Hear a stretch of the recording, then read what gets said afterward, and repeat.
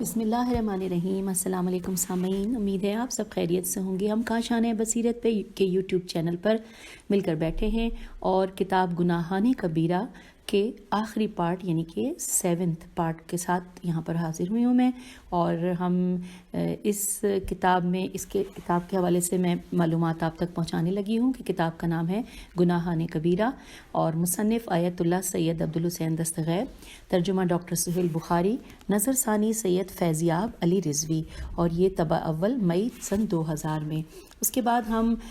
اس میں جو مکمل پڑھیں گے، جو کہ ہم پڑھتے جائیں گے مختلف ریکارڈنگز میں، مختلف پارٹس میں ان موضوعات کو آپ تک پہنچا دیتی ہوں۔ ہم پڑھیں گے حسد کے حوالے سے جو گناہان کبیرہ کے ہیں، اور یہ دوسری فصل میں تھے کہ حسد ہے، پھر مومن سے دشمنی کرنا، پھر اس کے بعد لکھا ہے کہ بدعت، پھر ہے غیر واجب حکم، حرام مہینوں میں جنگ، خدا کی راہ سے روکنا، کفران نعمت، یہ سب موضوعات ہیں جو کہ ہم پڑھیں گے۔ اور آگے ہیں مزید ہے دوسرا باب جس کی دوسری فصل ہے کہ فتنہ، اور پھر ہے کافروں کو ہتھیار بیچنا، اور پھر بہتان، پھر دوسرے باب کی تیسری فصل میں ہم پڑھیں گے قرآن کی ہتک، اور پھر کعبے کی ہتک، پھر مسجد کی توہین، مزارات کی توہین، اور حسینی مٹی خاک شفا کی توہین، اور آخر میں جو ہے وہ توبہ، اور دوسرا حصہ جگانے والی حکایتیں۔ اور بس میں یہ بتاتی چلوں کہ اس سے پہلے 6 پارٹ کاشانِ بصیرت کی جو لائبریری ہے یوٹیوب کی، وہاں پہ موجود ہیں، اور یہ آخری 7واں حصہ ہے جس کو ہم مل کر پڑھنے جا رہے ہیں۔ یہ آغاز کرتے ہیں۔ سب سے پہلے یہاں پہ اس پارٹ میں ہم پڑھیں گے، اور یہ ہے ریڈنگ کا پارٹ نمبر 1۔ سب سے یہاں پہ جو ٹاپک نظر آ رہا ہے وہ ہے حسد۔ لکھا ہے کہ یہ معتبر احکام میں عذاب کا وعدہ کیا گیا ہے، حسد ہے۔ یہ لکھا ہے کہ یہ جو گناہ ہے جس کے لیے معتبر احکام میں عذاب کا وعدہ کیا گیا ہے، حسد ہے۔ اور حسد یہ ہے کہ دوسرے کے پاس کوئی نعمت نہیں دیکھ سکتا اور چاہتا ہے کہ اس سے وہ نعمت چھن جائے۔ صاحب شرائع فرماتے ہیں انورٹڈ کاما میں، مومن سے حسد اور دشمنی گناہ ہے، اور اس کا ظاہر کرنا عدالت کے خلاف ہے، یعنی گناہ کبیرہ ہے۔ شہید ثانی نے بھی مسالک میں فرمایا ہے کہ مومن سے حسد اور دشمنی تمام فقیہوں کے نزدیک حرام ہے۔ دونوں کے لیے بہت سی روایتوں میں عذاب کا وعدہ ملتا ہے، اور دونوں گناہ کبیرہ ہیں، اس لیے عدالت کے خلاف ہیں۔ اور حسد اور بغض کے اظہار کو جو عدالت کے خلاف سمجھا ہے، اس کی وجہ یہ نہیں ہے کہ حسد اور دلی بغض حرام نہیں ہیں اور صرف ان کا اظہار حرام ہے، بلکہ اس کی وجہ یہ ہے کہ جب تک کوئی ان کو ظاہر نہیں کرتا، ان سے عدالت کی نفی نہیں ہو سکتی، کیونکہ وہ دل کی بات ہے، اور اس کے ثابت ہونے کا طریقہ صرف اس کا اظہار ہے، اگرچہ اظہار کیے بغیر بھی حسد اور بغض حرام ہے۔ یہاں پر انورٹڈ کاما ختم ہو گیا۔ پھر لکھا ہے حسد کے بارے میں بہت سی روایتیں ہیں، یہاں ان میں سے کچھ کا ذکر کیا جاتا ہے۔ آئیے پڑھتے ہیں۔ نیکسٹ ہیڈنگ ہے حسد آگ کی طرح ایمان کو کھا جاتا ہے۔ حضرت امام باقر علیہ السلام فرماتے ہیں انورٹڈ کاما انسان غصے کے وقت ہر قسم کی عجلت ظاہر کرتا اور خود کو کافر بنا لیتا ہے، لیکن حقیقت میں حسد ایسی چیز ہے جو ایمان کو یوں کھا جاتا ہے جیسے آگ لکڑی کو، اور یہاں پہ انورٹڈ کاما کلوز ہو گیا ہے اور حوالہ ہے کافی۔ اس کے بعد اگلی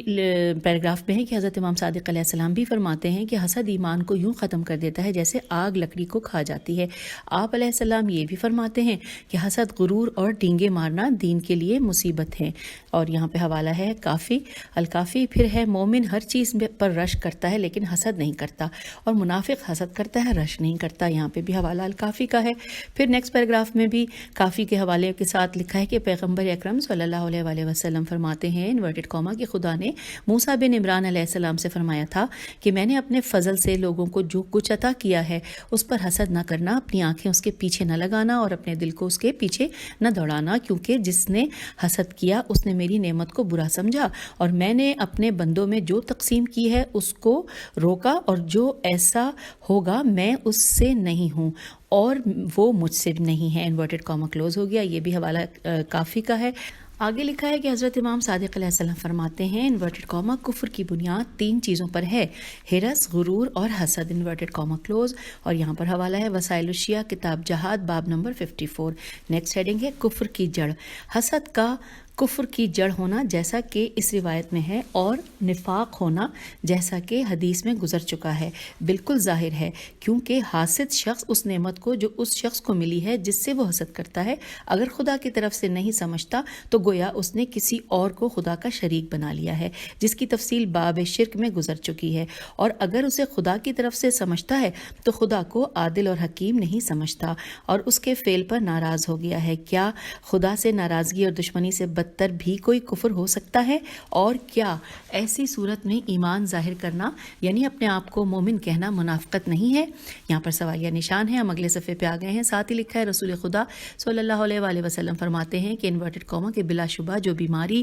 اور مصیبت پچھلی قوموں میں تھی وہی تم تک بھی پہنچی ہے، اور وہ حسد ہے جو دین کو ختم کرنے والا ہے۔ نجات اس میں ہے کہ انسان اپنی زبان اور ہاتھ کو حسد کرنے سے روکے اور اپنے مومن بھائی سے دشمنی نہ رکھے۔ اور انورٹڈ قوما یہاں کلوز ہو گیا ہے اور حوالہ ہے وسائل الشیعہ کتاب جہاد باب نمبر 54۔ آگے چلتے لکھے حضرت امیر المومنین علیہ السلام فرماتے ہیں خدا 6 گروہوں کو 6 گناہوں کے باعث عذاب دے گا۔ عرب کو غلط تعصب کی وجہ سے، کسانوں اور زمینداروں کو غرور کی وجہ سے، حاکموں کو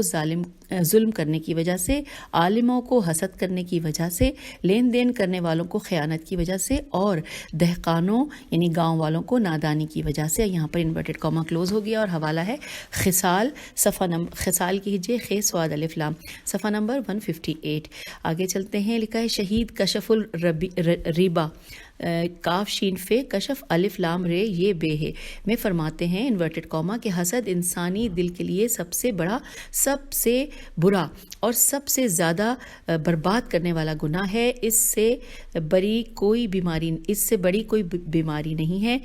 بڑی نہیں، میرے خیال ہے بری ہوگا، کیونکہ اس بڑے بھی نہیں ہے اور پیش بھی نہیں ہے، لیکن بری ہوگا، اس سے بری کوئی بیماری نہیں ہے۔ یہ پہلا گناہ ہے جو زمین پر کیا گیا ہے۔ جس وقت شیطان نے آدم علیہ السلام سے حسد کیا اور انہیں گناہ پر مجبور کر دیا، قابیل نے بھی اپنے بھائی حابیل سے حسد کیا اور اسے مار ڈالا۔ خدا اپنے پیغمبر اکرم صلی اللہ علیہ وآلہ وسلم کو حکم دیتا ہے کہ شیطان اور جادوگر کے شر سے خدا کی پناہ مانگنے کے بعد حاسد کے شر سے خدا کی پناہ طلب کرو۔ اس طرح خدا نے حاسد کو شیطان اور جادوگر کے زمرے میں رکھا ہے۔ حسد کے بارے میں نبی صلی اللہ علیہ وآلہ وسلم کی بہت سی حدیثیں ملتی ہیں، اور یہاں پر انورٹڈ کاما کلوز ہو گیا ہے۔ اب نیکسٹ پیراگراف میں ہے کہ واقعی حاسد شخص کی نہ دنیا ہے اور نہ آخرت، کیونکہ دنیا میں وہ سخت پیچ و تاب، تکلیف اور نامرادی میں مبتلا رہتا ہے، کیونکہ اس کے حسد کے باوجود دوسرے کی نعمت نہیں چھنتی، بلکہ ہو سکتا ہے کہ زیادہ ہی ہو جائے، جبکہ وہ اس کی نعمت زائل ہو جانے کے لیے کس قدر محنت کرتا اور تکلیفیں جھیلتا ہے، اور پھر بھی وہ جو چاہتا ہے وہ حاصل نہیں ہوتا۔ آخرت کے متعلق بھی شک نہیں ہے کہ حاسد حضور قلب سے عبادت نہیں کر پاتا، اور کچھ بڑی بڑی عبادتوں جیسے مومنوں سے بھلائی، ان پر احسان اور ان کی عزت کرنے سے محروم رہتا ہے۔ اس کے علاوہ اگر کچھ نیک اعمال بھی رکھتا ہے تو اس شخص کی نظر کر دیتا ہے جس سے حسد کرتا ہے، اس کی نیکیوں کا پلڑا بھاری اور اپنے مال کا پلڑا ہلکا کر دیتا ہے۔ کیا اس سے بھی بدترین ہو سکتا ہے؟ اور یہاں پر سوالیہ نشان ہے۔ اور اب اگلی ہیڈنگ ہے حسد کا ظاہر کرنا۔ مشہور فقیہوں نے فرمایا ہے کہ حسد گناہ کبیرہ ہے، اور اس کے ثابت کرنے کا طریقہ زبان، ہاتھ اور دوسرے اعضاء سے حسد کرنا ہے، جیسا کہ ذکر ہو چکا ہے۔ بعض علماء نے فرمایا ہے کہ حسد جب تک ظاہر نہیں ہوتا حرام نہیں ہے، اس کا اظہار حرام ہوتا ہے، یعنی اعضاء سے حسد کو عمل میں لانا حرام ہے، کیونکہ پہلے تو دلی حسد اپنے اختیار میں نہیں ہے، یعنی ذاتی باطنی یا پرانی دشمنی کی وجہ سے جو کسی سے ہوتی ہے۔ اگر وہ دوسرے کو ناز و نعمت میں دیکھتا ہے تو اسے بے اختیار برا لگتا ہے اور یہ چاہتا ہے کہ یہ نعمت اس سے چھن جائے، اور جو چیز اختیاری نہ ہو اس کی کوئی ذمہ داری نہیں ہوتی۔ دوسرے اس بات کی کئی روایتوں میں صراحت ہو چکی ہے کہ دلی حسد جب تک ظاہر نہ ہو اس پر کوئی مواخذہ نہیں ہے۔ چنانچہ پیغمبر اکرم صلی اللہ علیہ وآلہ وسلم کی بھی حدیث رفع ہے، جس میں آپ فرما رہے ہیں، آپ صلی اللہ علیہ وآلہ وسلم فرماتے ہیں انورٹڈ کاما میری امت سے 9 باتوں کی ذمہ داری اٹھا لی گئی ہے۔ اب سب سے پہلے لکھا ہے بھولنے کی غلطی، پھر ہے جس بات کا علم نہ ہو جس جس اور اس کے بعد لکھا ہے جس بات کا علم نہ ہو، پھر کوما ہے، اس کے بعد لکھا ہے کہ جس کو کر نہ سکیں، پھر کوما ہے، پھر لکھا ہے جس میں بے بس ہوں، کوما جس کے لیے زبردستی مجبور کر دیے جائیں، کوما بدشگونی، کوما آفرینش کے سوچ بچار میں وسوسہ، کوما حسد جب تک کہ ہاتھ یا زبان سے ظاہر نہ ہو، انورٹڈ کوما کلوز ہو گیا۔ اور یہ ہے حوالہ کتاب کافی، باب معرفہ من الامت۔ اب ایک نیکسٹ ہیڈنگ ہے حسد اختیار میں ہوتا ہے۔ لکھا ہے حسد کے اختیاری نہ ہونے کا جواب یہ ہے کہ وہ بات جس کے لیے یہ کہا جا سکتا ہے کہ اختیاری نہیں ہے، دلی خیالات ہیں۔ یعنی جس وقت یہ معلوم ہوتا ہے کہ فلاں نعمت کسی ایسے شخص کو مل گئی ہے جس سے پچھلی دشمنی چلی آ رہی ہے، تو از خود اور بے اختیار برا لگتا ہے، اور انسان یہ چاہنے لگتا ہے کہ وہ نعمت اس سے چھن جائے، لیکن اس حالت کا باقی رہنا اور دل کو ایسے برے خیال میں مشغول رکھنا اختیاری اور دلی گناہ ہے، کیونکہ اپنے دل کو اس گناہ سے علمی اور عملی طریقے سے روکا جا سکتا ہے۔ اب اگلی ہیڈنگ ہے حسد کو روکنے کا علمی اور عملی طریقہ۔ علمی طریقہ حسد کی ان خرابیوں پر جو بیان کی گئی ہیں، بلکہ دنیا اور اس کی فنا کی برائی پر سوچنا اور غور کرنا ہے، جس سے دنیا کی محبت کا منحوس پودا جو ہر گناہ کی جڑ ہے دل سے نکل جائے اور دور ہو جائے۔ اگلے پیراگراف میں ہے کہ عملی طریقہ اس برے خیال کو عمل میں نہ لانا ہے، کیونکہ جس خیال کی تائید نہیں کی جاتی وہ از خود ختم ہو جاتا ہے۔ چنانچہ روایت میں آیا ہے انورٹڈ کوما کہ وسوسہ کتے کے حملے کی طرح ہوتا ہے، اگر اس پر توجہ دی جائے تو وہ زیادہ جھپٹے گا، اور اگر لاپرواہی برتی جائے تو دور ہو جائے گا۔ یہاں پر انورٹڈ کوما کلوز ہو گیا ہے، اور اس کے بارے میں حاشیے میں لکھا ہے کہ مزید تفصیلات کے لیے دیکھیے کتاب حجت البیضاء، محدث فیض و جامع السعادہ، معراج السعادہ، تراقی و کتاب قلب سلیم۔ یہ حاشیے میں اس کے بارے میں تفصیلات تھیں۔ آئیے آگے چلتے ہیں۔ اگلی ہیڈنگ ہے حدیث رفع کی توجیہ۔ حسد کی جو چند دلیلیں بیان کی گئی ہیں ان سے دلی حسد کی حرمت ظاہر ہوتی ہے، یعنی حاسد یہ چاہتا ہے کہ وہ جس سے حسد کرتا ہے اس کی نعمت ختم ہو جائے، اور اگر اس نے زبان اور ہاتھ سے حسد کیا، جیسے گالی، غیبت اور دکھ دینا، تو پھر ان میں سے ہر ایک گناہ علیحدہ ہے۔ اس لیے حدیث رفع کو حسد کی طرف بعض قسموں تک محدود سمجھنا چاہیے، تاکہ ان دلیلوں سے اس کا تضاد نہ ہو، اور وہ قسم یا درجہ یہ ہے کہ ایک شخص جب یہ سنتا ہے کہ اس کے دشمن کو کوئی نعمت ملی ہے تو اسے برا لگتا ہے، اور اس کا دل چاہنے لگتا ہے کہ اس سے یہ نعمت چھن جائے۔ جب اس حالت میں اس کو عقل اور ایمان کی روشنی کی بدولت یہ کیفیت اچھی نہیں لگی، اور اس نے چاہا کہ یہ برا خیال دور ہو جائے، تو حسد کا یہ درجہ جو صرف خیال ہے قابل معافی ہے اور اس کی کوئی سزا نہیں۔ لیکن جب کوئی اس برے خیال سے نہ جھجکے بلکہ اس سے دل میں رکھے اور رو کے رہے، تو چاہے اپنے اعضاء سے کچھ نہ کرے وہ گناہ کا مرتکب ہوتا ہے، کیونکہ در حقیقت وہ اس برے خیال کو تقویت دیتا ہے۔ حالانکہ ایک اور حدیث میں کہا گیا ہے انورٹڈ کوما کہ جب تجھے حسد لاحق ہو جائے تو ظلمت مت کرے۔ یہاں پر انورٹڈ کوما کلوز ہو گیا، اور حوالہ ہے خصال صدوق۔ آگے چلتے ہیں۔ لکھا ہے علامہ مجلسی رحمۃ اللہ اصول کافی میں حسد کی تشریح کرتے ہوئے فرماتے ہیں انورٹڈ کوما، اپنے دشمنوں کی نسبت سے تیرا حال 3 طرح کا ہوتا ہے۔ پہلا یہ کہ تو فطری طور پر تو اپنے دشمن کی تکلیف اور پریشانی پسند کرتا ہے، لیکن خود تجھے یہ حالت بری لگتی ہے اور اپنے آپ پر غصہ آتا ہے کہ تو ایسا کیوں ہے، یعنی دوسرے کی تکلیف کیوں پسند کرتا ہے، چاہے وہ تیرا دشمن ہی کیوں نہ ہو، تو چاہتا ہے کہ تیری یہ بری کیفیت دور ہو جائے۔ اس میں شک نہیں کہ تیرا یہ حال قابل معافی ہے، کیونکہ اس سے زیادہ تیرے بس سے باہر ہے۔ دوسرے یہ کہ تو اپنے دشمن کی پریشانی پسند کرتا ہے اور اس کی تکلیف پر تو اپنی زبان یا اعضاء سے خوشی و خرمی کا اظہار کرتا ہے، خیر میم چھوٹی ہے، اظہار کرتا ہے، یہ وہی حسد ہے جو حرام ہے۔ تیسرے یہ کہ دونوں کی ایک درمیانی حالت ہے، یعنی تو اپنے دشمن کی پریشانی پسند کرتا ہے اور تجھے یہ حالت بری نہیں لگتی، لیکن تو اپنی خوشی کا اظہار بھی نہیں کرتا اور دلی حسد ظاہر نہیں کرتا۔ اس قسم پر فقیہوں کا اختلاف ہے، چنانچہ بعضوں نے کہا ہے کہ یہ قسم دل کی اس محبت کی کمزوری یا قوت کی مقدار کے مطابق گناہ سے سے خالی نہیں۔ اب اگلی ہیڈنگ ہے باقی تمام روایتوں سے تضاد نہیں۔ آئیے اس کے بارے میں پڑھتے ہیں۔ لکھا ہے ایسی روایتیں ملتی ہیں کہ جب مومن گناہ کی نیت کرتا ہے جب تک وہ اس کا ارتکاب نہیں کرتا اس پر کوئی بوجھ نہیں ہوتا اور اس کے اعمال نامے میں کوئی گناہ نہیں لکھا جاتا۔ اس لیے حاسد بھی جب تک کوئی کام نہیں کرتا اس کا کوئی گناہ نہیں ہوتا۔ جواب یہ ہے کہ یہ روایتیں ان گناہوں کے بارے میں ہیں کہ جو اعضاء اور جوارح سے کیے جاتے ہیں اور جب تک کیے نہیں جاتے گناہ نہیں ہوتے، لیکن جن گناہوں کی جگہ دل میں ہے جیسے منافقت، غرور، مومن کی دشمنی، حسد وغیرہ، یہ سب کے سب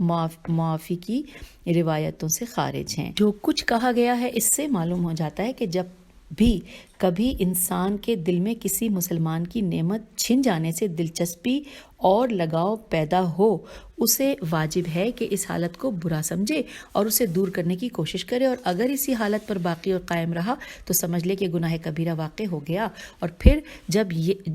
پھر واجب ہے کہ ہر وقت پچھتاتا اور اپنے گناہ سے توبہ کرتا رہے۔ اگلی ہیڈنگ ہے رشک حرام نہیں ہے۔ حسد کے معنی ہیں کسی کی نعمت پانے پر ناخوش ہونا اور اس سے اس نعمت کے چھن جانے کی خواہش کرنا جیسا کہ ذکر کیا گیا، اور رشک کے معنی ہیں کہ اس نعمت جیسی نعمت پانے کی تمنا کرنا جو دوسرے کو ملی ہے لیکن نہ اس میں دوسرے کی نعمت پانے کا برا لگتا ہے، نہ اس سے نعمت چھن جانے کی آرزو کی جاتی ہے۔ خلاصہ یہ ہے کہ رشک میں ویسی ہی نعمت پانے کی آرزو ہوتی ہے جیسی دوسروں کو ملی ہے، اور حسد میں دوسرے کی نعمت ختم ہو جانے کی تمنا ہوتی ہے۔ نیکسٹ پیراگراف میں ہے کہ رشک اپنے موقع و محل کے لحاظ سے مختلف قسم کا ہو سکتا ہے۔ چنانچہ علامہ مجلسی رحمۃ اللہ نے مرات العقول میں فرمایا ہے کہ یہ فرائض کے 5 احکام کے تحت منقسم ہو سکتا ہے۔ کبھی یہ واجب ہوتا ہے اور وہ واجبات کا رشک ہے، مثلا کسی کا دوست حج کر آیا اور وہ رہ گیا، اب وہ تمنا کرے کہ وہ بھی اس کی طرح یہ فرض ادا کرتا، کیونکہ اگر وہ یہ نہ چاہے کہ وہ بھی اس شخص کی طرح واجب بجا لاتا تو معلوم ہوگا کہ وہ اس واجب کو ترک کرنے پر رضامند ہے اور یہ خود حرام ہے۔ یہاں بریکٹ میں لکھا ہے کہ توبہ کے واجب ہونے، واجب کے ترک ہونے پر پشیمان ہونے اور حرام فعل کرنے کی دلیل کے مطابق، اور یہاں بریکٹ کلوز ہو گیا ہے۔ اگلے پیراگراف میں چلتے ہیں۔ مستحب کاموں میں رشک بھی مستحب ہے، مثلا اپنے اس دوست کی حالت پر رشک کرنا جس نے زیارت یا اور کوئی مستحب کام کیا ہے۔ کبھی رشک حرام اور کبھی مکروہ بھی ہوتا ہے، مثلا اس شخص کی حالت پر رشک کرنا جسے کوئی حرام منصب یا حرام مال ملا ہو، یا اس پر رشک کرنا جس سے کوئی مکروہ عمل صادر ہوا ہو، اور مباح کاموں پر رشک مباح ہوتا ہے۔ واضح رہے کہ حرام چیز پر رشک اگرچہ خود حرام ہے لیکن جب تک اسے عملی جامہ نہیں پہنایا جاتا اہل ایمان کا یہ گناہ قابل معافی ہے، چنانچہ اس بارے میں بہت سی روایتیں ملتی ہیں۔ اور اب آئیے اگلی ہیڈنگ کی جانب۔ اگلا گناہ لکھا ہے مومن سے دشمنی کرنا، اس کے بارے میں پڑھتے ہیں۔ لکھا ہے جواہر الکلام کے مصنف نے لکھا ہے کہ جس طرح حسد خود گناہ اور اس کا اظہار عدالت کے خلاف ہے، اسی طرح مومن کی دشمنی اور اسے زبان اور اعضاء سے ظاہر کرنا پاپ ہے، کیونکہ بہت سی روایتوں میں مومن بھائی کی دشمنی اور اسے چھوڑ دینے سے منع کیا گیا ہے اور اس سے محبت اور اس پر مہربانی کرنے کا حکم دیا گیا ہے، اور انسان اپنے مومن بھائی سے ملنے میں اس کے کسی برتاؤ سے جو بھاری پن اپنے دل میں محسوس کرتا ہے ظاہر ہے کہ اسے حرام نہیں کہا گیا ہے، کیونکہ اس موقع پر کوئی شخص ایسی حالت کے پیدا ہو جانے سے بری نہیں رہ سکتا۔ حوالہ ہے جواہر کتاب شہادت، یہاں پہ ہم نے حوالہ پڑھ لیا اور اب آگے چلتے ہیں۔ لکھا ہے یہاں چند روایتیں مختصر طور پر نقل کی جاتی ہیں۔ حضرت امام موسیٰ کاظم علیہ السلام فرماتے ہیں انورٹڈ کاما کہ جو کوئی ہمارے شیعوں سے دشمنی کرے گا وہ ہم سے دشمنی رکھے گا کیونکہ یہ ہم سے ہیں اور ہماری ہی مٹی سے پیدا ہوئے ہیں، جو انہیں دوست رکھے گا وہ ہم سے ہے اور جو انہیں دشمن سمجھے گا وہ ہم سے نہیں ہے۔ یہاں پر انورٹڈ کاما کلوز ہو گیا۔ پھر لکھا ہے کہ یہاں تک کہ آپ صلی اللہ علیہ وآلہ وسلم نے فرمایا انورٹڈ کاما کہ جو کوئی ان کو رد کرتا ہے گویا اس نے خدا کو رد کیا، اور جو انہیں برا کہتا ہے تو اس نے گویا خدا کو برا کہا۔ یہاں پر انورٹڈ کاما کلوز ہو گیا۔ اور حوالہ ہے وسائل الشیعہ کتاب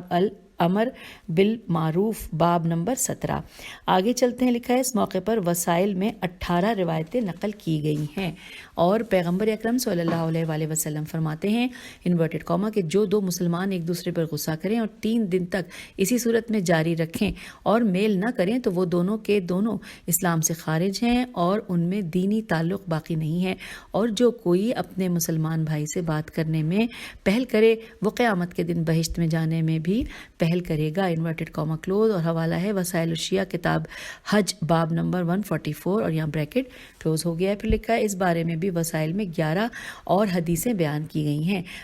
حضرت امام صادق علیہ السلام اپنے اصحاب سے فرماتے تھے انورٹڈ کاما کہ خدا کی راہ میں ایک دوسرے کے بھائی بنو اور ایک دوسرے سے دوستی کرو اور آپس میں رشتہ کرو اور مہربان رہو، انورٹڈ کاما کلوز۔ اور حوالہ ہے وسائل الشیعہ۔ آگے چلتے ہیں، لکھا ہے اس بارے میں مومن کے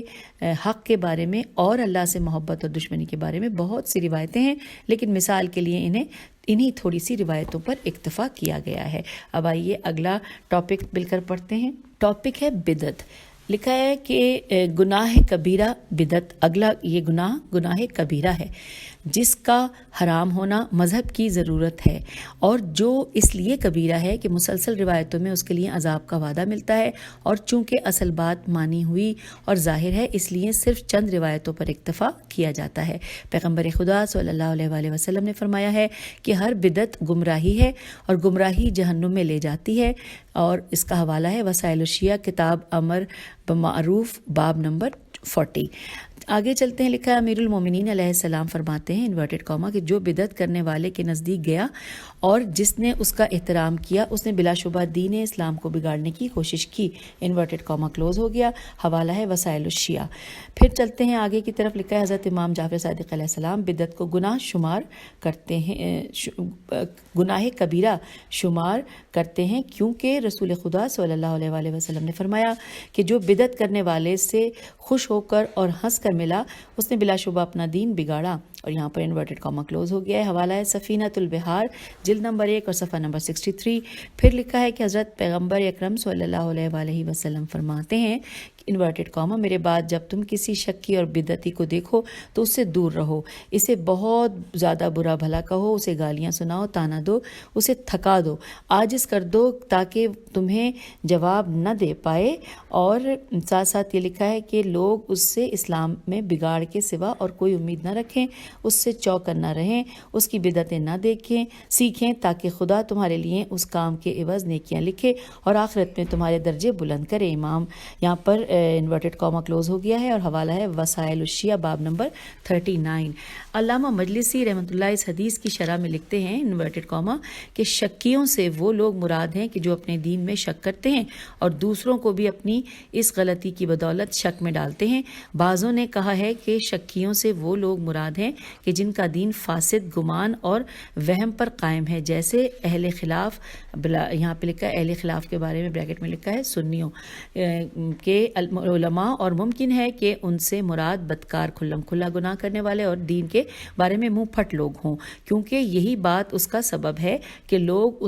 ان کے دیندار ہونے میں شک کرتے ہیں اور ان کے عقیدے کی کمزوری کی علامت ہے۔ پھر چلتے ہیں آگے کی طرف، اگلی ہیڈنگ ہے بدعت کیا ہے۔ علامہ مجلسی رحمۃ اللہ فرماتے ہیں کہ امت میں جو باتیں حضرت رسول خدا صلی اللہ علیہ وآلہ وسلم کے بعد شروع کی گئی ہوں وہ بدعت ایجاد ہیں۔ اب بدعت ایجاد کا ورڈ انورٹڈ کاما میں تھا، وہ بدعت ہیں، اس کے بارے میں کوئی خاص یا عام نص موجود نہیں ہے اور نہ خصوصیت یا عمومیت کے ساتھ اس سے منع کیا گیا ہے۔ جو کچھ عام طور پر ہوتا ہے وہ بدعت نہیں ہے، جیسے مدرسہ بنانا وغیرہ، کیونکہ مومن کو سکونت اور مدد دینا عام باتوں میں شامل ہے، اور جیسے علمی کتابیں تصنیف اور تالیف کرنا جو شرعی علوم کی مدد ہے، یا جیسے وہ لباس جو پیغمبر خدا صلی اللہ علیہ وآلہ وسلم کے زمانے میں رائج نہیں تھے، یا نئی غذائیں جو عام لوگوں میں پسندیدہ اور مرغوب ہیں اور ان سے منع نہیں کیا گیا ہے۔ ہاں جو عام لباس یا غذا کے طور پر ہو، اگر اسے خصوصیت دیں اور کہیں کہ اس خاص طریقے سے خدا نے اس کا حکم دیا ہے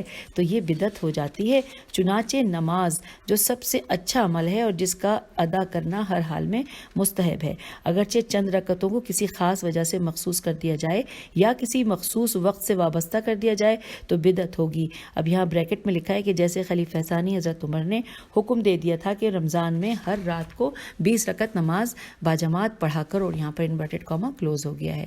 بریکٹ کلوز ہو گیا ہے، اور جیسے کوئی کہے کہ فلاں وقت خصوصیت سے 70 بار لا الہ الا اللہ کہنا مستحب یا واجب ہے جبکہ اس کے لیے کوئی معتبر دلیل نہ ہو تو یہ بدعت ہے۔ بہرحال دین میں اپنی طرف سے کوئی ایسی بات نکالنا یا پڑھنا جس کی اصل یا خصوصیات کے حق میں کوئی دلیل نہ ہو بدعت ہے۔ اور یہاں پر حوالہ ہے کہ دیکھیے مراعات العقول جلد نمبر 2 صفحہ نمبر 366 اور بہار الانوار جلد نمبر 2 صفحہ نمبر 300۔ اب اگلی ہیڈنگ ہم پڑھنے جا رہے ہیں، اسی کی سب ہیڈنگ ہے کہ شہید کے نقطہ نظر سے بدعت کی قسمیں۔ لکھا ہے شہید اول رحمۃ اللہ فرماتے ہیں کہ پیغمبر اکرم صلی اللہ علیہ وآلہ وسلم کے بعد جو باتیں نکلی ہیں ان کی 5 قسمیں ہیں: واجب، حرام، مستحب، مکروہ اور مباح اور بدعت، جو نئی باتیں ہیں اور حرام ہیں۔ ان باتوں کی تشریح یہ ہے، آئیے یہاں پر نمبر وار تشریح لکھی ہوئی ہے، اور کل جو نمبر دیے گئے ہیں وہ 4 ہیں، شاید نہیں 5 ہیں جی۔ آئیے پہلے نمبر پہ لکھا ہے واجب، جیسے قرآن اور احادیث کا جمع کرنا جس وقت لوگوں کے حافظے سے اس کے تلف ہو جانے کا ڈر ہو، کیونکہ آنے والوں کے لیے دین کی تبلیغ اجماع اور قرآنی آیات کے مطابق واجب ہے، اور یہ فریضہ امام علیہ السلام کی غیبت میں قرآن اور سنت کی حفاظت کے بغیر انجام نہیں پا سکتا، اور جب امام علیہ السلام موجود اور حاضر ہوں گے تو وہ خود ان کے حافظ اور محافظ ہوں گے اور پھر کوئی خطرہ نہیں رہے گا۔ دوسرے نمبر پہ لکھا ہے حرام، اور وہ بدعت ہے جس پر حرام ہونے کی دلیل لگتی ہے، جیسے معصوم امام پر غیر معصوم امام کو مقدم کرنا اور ان کے مخصوص مناسب میم نون الف صاد بے مناسب ہتھیار لینا، ظالم حکمرانوں کا مسلمانوں کا مال مارنا، مستحق لوگوں کو ان کے حق کا مال نہ دینا، اہل حق سے لڑنا اور انہیں جلا وطن کرنا، محض بدگمانی پر قتل کرنا، فاسق کی بیعت کرنے پر مسلمانوں کو مجبور کرنا اور اس پر قائم رہنا، اس کی مخالفت کو حرام قرار دینا، مسح کے بجائے دھونا، جسم کی کھال کے علاوہ اور چیزوں پر بھی مسح کرنا، نشہ آور مشروبات کا بہت زیادہ پینا، نافلہ نمازیں جماعت سے پڑھنا، جمعے کو دوسری اذان دینا، متعت الحج میم تے عین تے ہے الحج اور متعت النساء کو حرام کرنا، امام علیہ السلام کے خلاف جھگڑا کرنا، دور کے رشتہ داروں کو وراثت کا مال دینا اور قریبی رشتہ داروں کو نہ دینا، حقداروں کا خمس روک لینا اور بے وقت روزہ افطار کرنا، اور ایسی ہی اور بھی مشہور بدعتیں ہیں جن پر شیعہ اور سنی دونوں کا اجماع ہے۔ اور اسی قسم میں کسٹم کا محصول وصول کرنا، غیر صالح شخص کو عہدہ اور منصب بخشش میں دینا یا وراثت میں دینا یا کسی اور طریقے سے دینا شامل ہیں۔ اب تیسرے نمبر پہ تیسرا پوائنٹ ہے کہ مستحب ہر ایسا عمل ہے جس کے مستحب ہونے کی دلیل موجود ہو، جیسے کہ مدرسے اور گھر بنانا، لیکن اس میں وہ انتظامات شامل نہیں ہیں کہ جو بادشاہ اپنے دہلانے والے جلوس کے لیے کرتے ہیں، جب تک کہ یہ اسلام کے دشمنوں کو دہلانے کے لیے نہ ہو۔ چوتھا پوائنٹ ہے کہ مکروہ وہ چیز ہے کہ جس پر کراہت کی دلیل لگتی ہے، جیسے تسبیح زہرا سلام اللہ علیہا میں زیادتی اور کمی کرنا، اور اسی طرح دوسرے فرائض اور کاموں میں بھی گھٹانا بڑھانا، کھانے پہننے میں اتنی افراد جو فضول خرچی تک نہ پہنچے اور جب تک نقصان دہ ہو جائے تو اپنے اور اپنے خاندان کے لیے حرام ہو جائے۔ پانچواں اور آخری پوائنٹ ہے کہ مباح وہ چیز ہے جس پر اباحت کی دلیلیں لگتی ہیں، جیسے آٹا چھاننا، جس کے لیے کہا گیا ہے کہ رسول خدا صلی اللہ علیہ وآلہ وسلم کے بعد جو نئی چیز درآمد ہوئی وہ آٹا چھاننے کی چھلنی تھی، چونکہ مباح باتوں سے خوشی اور آرام ملتا ہے، اس لیے مباح کا وسیلہ اور ذریعہ بھی مباح ہوتا ہے۔ حوالہ ہے کتاب قواعد صفحہ نمبر 256۔ اب آگے چلتے ہیں، علامہ مجلسی کا قول، یہ ہیڈنگ ہے، اس کے بارے میں لکھا ہے کہ مقدمہ بیان کرنے کے بعد علامہ مجلسی فرماتے ہیں انورٹڈ کاما کہ بدعت کا مطلب یہ ہے کہ جس بات کو خدا نے حرام کر دیا ہو اسے حلال کر دیں یا اسے مکروہ قرار دے دیں جسے خدا نے مکروہ نہ کیا ہو، یا اس بات کو واجب کر دیں جسے خدا نے واجب نہ فرمایا ہو، اور اس کام کو مستحب کر دیں جسے خدا نے مستحب قرار نہ دیا ہو، چاہے کسی خصوصیت کی وجہ سے ہی کیوں نہ ہو۔ مثلا خدا نے فرمایا ہے کہ نماز ہر وقت مستحب ہے، اگر کوئی اس لحاظ سے نماز پڑھتا ہے کہ چونکہ ہر وقت سنت ہے اور یہ بھی انہی وقتوں میں سے ہے، اس لیے میں اس وقت نماز پڑھوں گا تو ثواب ملے گا، اور اگر سورج ڈوبتے وقت 2 رکعت نماز اس کے لیے نماز اس لیے پڑھے کہ خدا نے خصوصیت کے ساتھ اس وقت مجھ سے اس نماز کا مطالبہ کیا ہے تو یہ بدعت ہو جاتی ہے اور حرام ہے. جس طرح عمر نے خصوصیت سے چالف شین تھے چاشت کے وقت کے لیے 6 رکعتیں مقرر کر دی تھیں کہ اس وقت سنت کے طور پر پڑھنا چاہیے. اس وجہ سے بدعت حرام ہو گئی اور ہمارے اماموں نے اسے منع فرمایا. اسی طرح اگر کوئی شخص نافلہ نماز کی 3 رکعتیں ایک سلام سے پڑھتا ہے تو چونکہ سنتی نماز کی یہ شکل پیغمبر اکرم صلی اللہ علیہ وآلہ وسلم سے ہم تک پہنچی ہے اس لیے بدعت اور حرام ہے. یا اگر کوئی ہر رکعت میں 2 رکوع بجا لائے تو حرام ہے. اسی طرح کلمہ طیبہ لا الہ الا اللہ کو ہر وقت پڑھتے رہنا سنت اور بہترین عبادت ہے. اگر کوئی یہ مقرر کرے کہ نماز صبح کے بعد مثلا اس کا 1500 بار پڑھنا سنت ہے اور اس گنتی کو خصوصیت سے اس وقت کے لیے شرع کی طرف سے مقرر کیا ہوا جانے یا خود مقرر کر لے اور اس خصوصیت کو عبادت جانے تو یہ دین میں بدعت اور بدترین گناہ ہوگا. حوالہ ہے عین الحیات صفحہ نمبر 233. اب اگلی ہیڈنگ ہے بدعت یعنی خدا کا حکم تبدیل کرنا. اس لحاظ سے بدعت کے معنی خدا کے دین کو بدلنا اور اپنا ناقص رائے اور عقل سے اس میں کچھ بڑھانا یا اس سے کچھ گھٹانا ہے چاہے اصول میں ہو چاہے فروع میں. حوالہ ہے اصول کافی کتاب فضل العلم باب نمبر 20 انورٹڈ کاما کلوز پھر لکھا ہے بریکٹ کلوز پھر لکھا ہے کہ حضرت امام صادق علیہ السلام یہ بھی فرماتے ہیں انورٹڈ کاما کہ محمد صلی اللہ علیہ وآلہ وسلم کا حلال قیامت تک ہمیشہ حلال قیامت تک ہمیشہ حلال رہے گا اور ان کا حرام روز قیامت تک برابر حرام رہے گا. اس کے سوا کوئی اور پیغمبر نہیں ہے اور اس کے علاوہ قیامت تک اور کوئی نہیں آئے گا. اور علی علیہ السلام فرماتے ہیں کہ جو بدعت کرتا ہے وہ اس کی بدولت سنت کو ختم کر دیتا ہے. یہاں پہ انورٹڈ کاما کلوز ہو گیا. حوالہ ہے اصول کافی کتاب فضل العلم اور باب نمبر 20 پھر آخر میں لکھا ہے کہ حضرت امام صادق علیہ السلام یہ بھی فرماتے ہیں کہ جو شخص لوگوں کو اپنی طرف بلاتا ہے حالانکہ ان کے درمیان اس سے زیادہ عقل مند شخص موجود ہوتا ہے وہ شخص بدعتی اور بہکانے والا ہوگا. انورٹڈ کاما کلوز ہو گیا. اور حوالہ ہے سفینۃ البحار جلد نمبر 2 صفحہ نمبر 220. اور یوں اس نشست سے اجازت چاہتے ہیں. اس سے آگے پڑھیں گے انشاءاللہ اگلی ریکارڈنگ میں. خدا حافظ. فی امان اللہ.